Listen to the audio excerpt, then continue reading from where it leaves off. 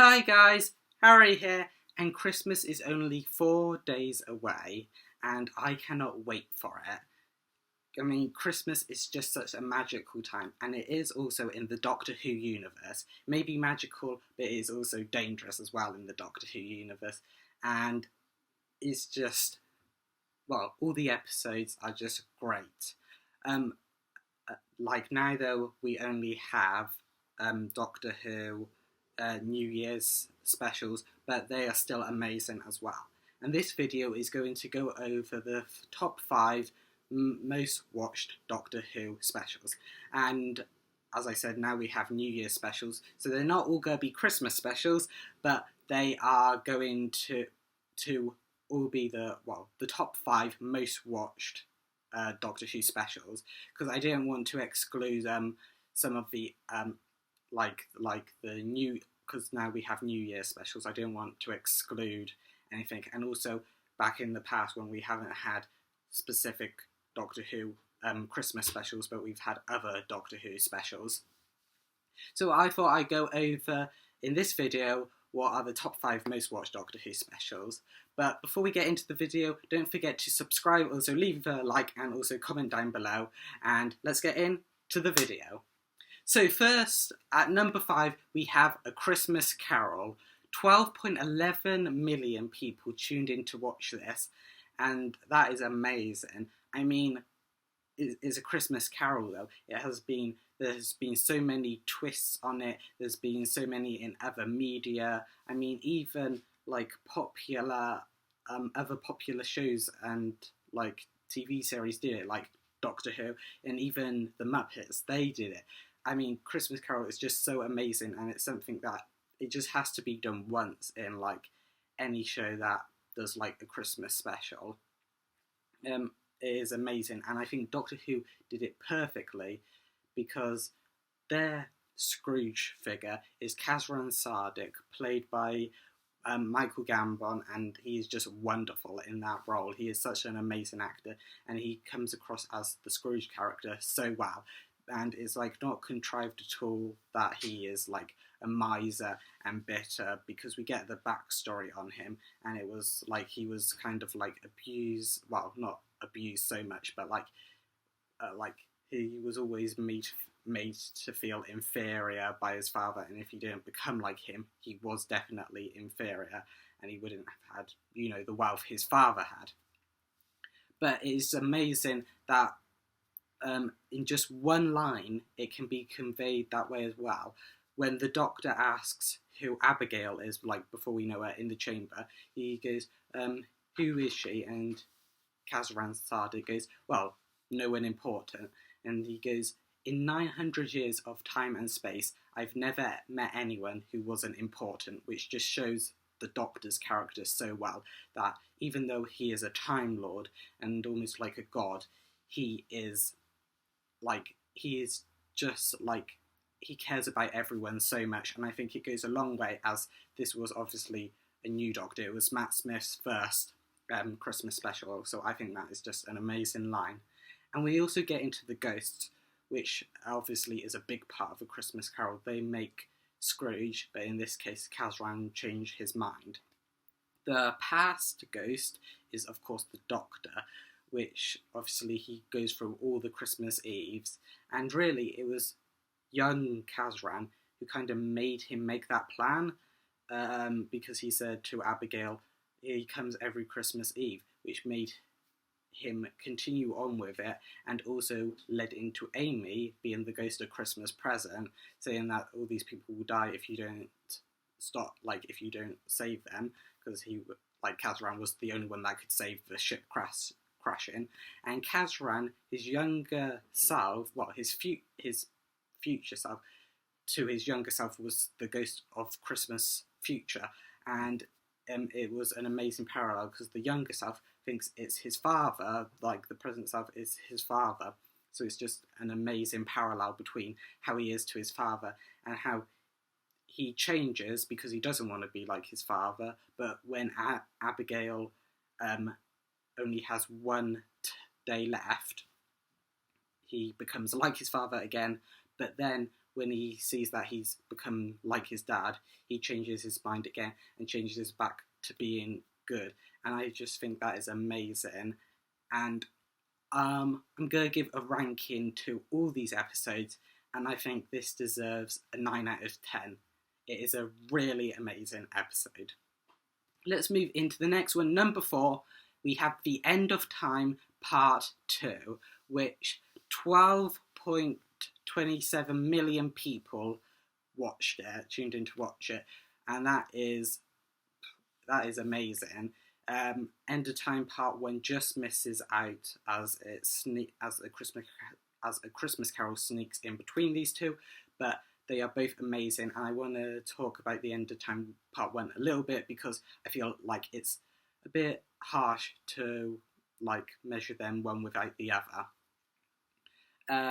But let's get into the episode. The Master, at the end of the End of Time Part 1, has jumped into the the immortality gate, or whatever they call it, and it is amazing, because he has changed everyone in human, all the humans, into himself, and is a really big deal because it's hard to defeat the Master on his own anyway, but now the whole of the human race is the Master, and it's just you think it's going to be super hard for the Doctor to beat that, but it's a bit of a step back because you think they would do it all by themselves, and it's showing that there's a unit intelligence, military leaders that are the Master, and then the Master has to tell them what to do. I mean, it's just a bit weird that they don't do it by themselves. And then we get the bigger reveal that we saw at the End of Time Part 1, that the Time Lords are coming back, and we see them come back, and it's all the 10th Doctor is scared because of the Time War, but we don't get to see any of the Time War, which I think is a big letdown too. But we have Wilf as a companion this time, which I think is amazing, as Wilf has been so great before, and it is great that we get him as an actual companion in this episode. And also, speaking of companions, when the 10th Doctor eventually has to regenerate because of Wilf knocked 4 times and he had to absorb radiation, we get to see him past all his old companions. He even visits the great-granddaughter of the woman he fell in love with in Family of Blood and Human Nature, even the great-granddaughter who actually wrote the story of him and the woman he was in love with, them in love, her story. And also we get to see Rose just before she meets the 9th Doctor and starts her adventure, and I think that is it is meant to tug on the heartstrings, and it is. But I think David Tennant's choice, the 10th Doctor's choice, over having to either shoot the Time Lords or the Master, and then realising that he doesn't have to, he just has to shoot the link, knowing that he'll get pulled back into the Time War as well, but the Master sacrifices himself, and David Tennant is safe from having to go into the Time War. But I think that is amazing. That is just so good. But unfortunately, I am only going to give it a 7.5 out of 10 because it's really just made fan service at the end. And of course, it's going to be sad because it's a regeneration episode, but it's a regeneration episode. When are they not sad? At number 3, we have The Day of the Doctor, which I think is amazing. As I said, they're not all going to be Christmas specials, although as Igon does say, if I was human, I'd say it's Christmas. So yeah. But anyway, it's not a Christmas special, but it opens amazing. It pays homage to the first Doctor's title sequence, obviously, as it's the 50th anniversary special, and we have the first Doctor's title sequence at the start, and then it fades into Coal Hill School, which is where the first Doctor episode like where Susan was, well, where she went to school at Coal Hill and where the teachers were from. And of course, Clara being a teacher kind of pays homage to the first companions being teachers and Clara teaching at the same school. But going past that, it is amazing seeing three doctors bounce off each other so well. I mean, 10 and 11 were always going to be good bouncing off each other, but the War Doctor, John Hurt, puts in so much work, and also he is amazing as well. It's not just all like, even though he's kind of the grown-up and the serious one, he still has a bit of humour to it. It's kind of like the Russell T Davies era humour, which I think is great for Moffat to embrace. And it is good that it kind of went through the War Doctor's eyes. There are parallels between the moment, which is like has the has taken up Rose's form, and Clara, because there are so like parallels between them. Like when he looks at Rose the moment, the War Doctor, he also sees Clara like after, and like Clara knows that he hasn't pressed the button yet because like she like looks in his eyes and knows it's so much younger, and Rose tries to stop him pressing the button, like to destroy Gallifrey, and also says that hope is the thing like to hold on to, and the TARDIS brings hope, which I think is just such a big thing, because it was, I think it's been in like almost every era that the TARDIS sound brings hope to whoever, even in this one, the Doctor, which I think is just so amazing and so heartwarming. And of course we get Tom Baker coming back like as the curator, and like it's kind of hinting that maybe he's a form of the Doctor.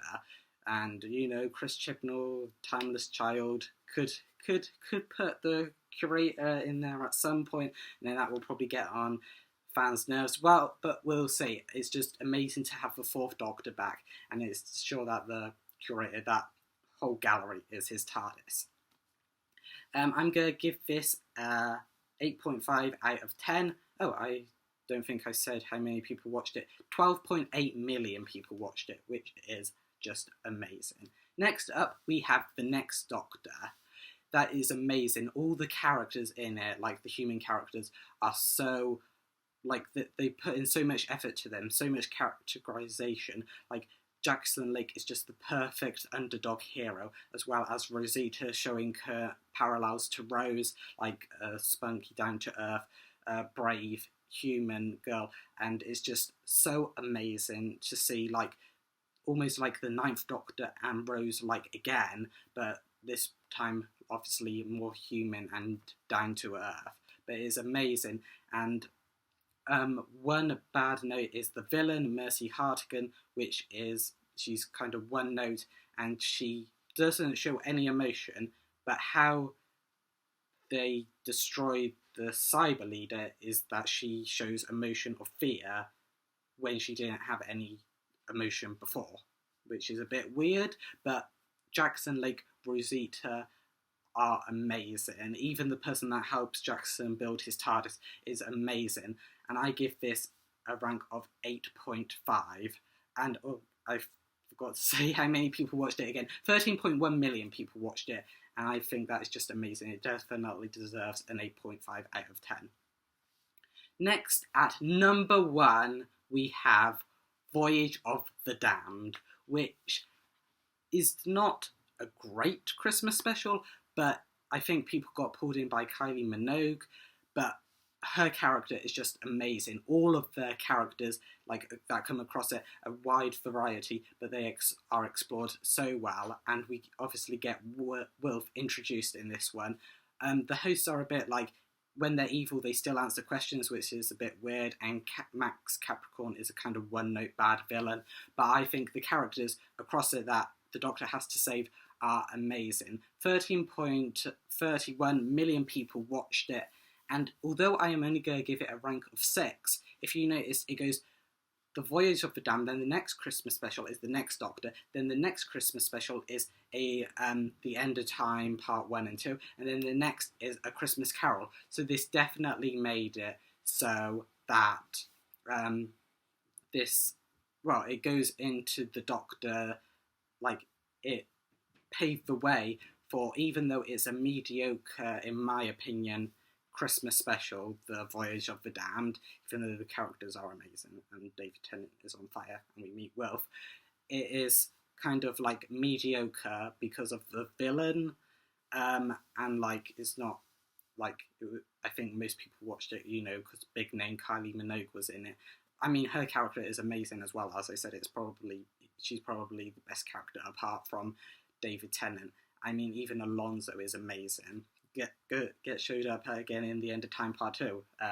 Forgot to mention that. But I think it is just amazing that, you know, that kind of paved the way for the Doctor Who Christmas specials, because, as I said, we see next Doctor, End of Time Part 1 and 2, and also A Christmas Carol. Those were the next specials after Voyage of the Damned. So I think it really paved the way for Doctor Who to, you know, for us to watch the Doctor Who Christmas special and for them to be, well, a success. But that is my list of my, obviously, I couldn't put them in a different order because it was how many people watched it. But my rankings for the Doctor Who Christmas specials, let me know down below in the comments if you would have had a different ranking for them, or if there's a favourite moment from any of the specials in which I missed. And also, have a happy Christmas, and I will see you probably in the new year. So, take care of yourselves. Goodbye.